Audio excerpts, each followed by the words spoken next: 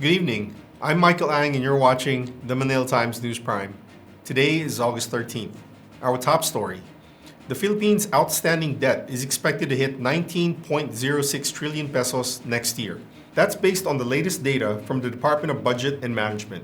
The domestic debt is projected to account for the bulk at 13.28 trillion pesos, while the remaining 5.78 trillion pesos will come from external debt. On local news, starting tomorrow, the Commission on Elections, or COMELEC, will implement the ban on the carrying of firearms in Bangsamoro Autonomous Region in Muslim Mindanao, or BARM.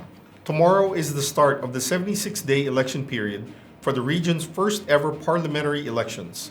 COMELEC Chairman George Garcia says the gun ban is in effect for the entirety of the election period.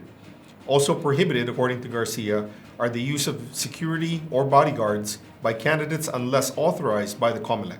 A fallen hero ceremony was held at San Agustin Church in Intramuros, Manila.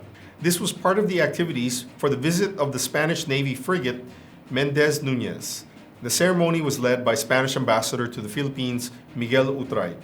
The visit is a goodwill gesture and aims to strengthen ties between the Spanish and Philippine navies.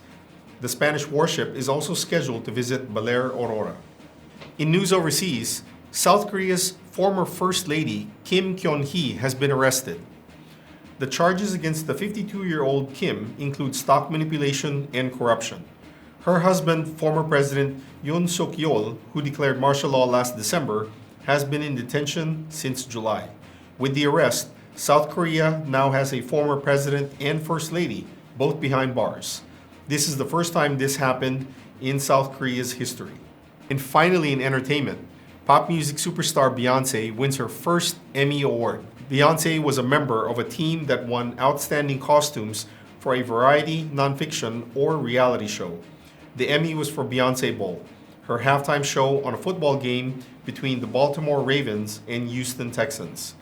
The show was held in her hometown of Houston and featured songs from her Cowboy Carter album. The special Emmy is Beyonce's first.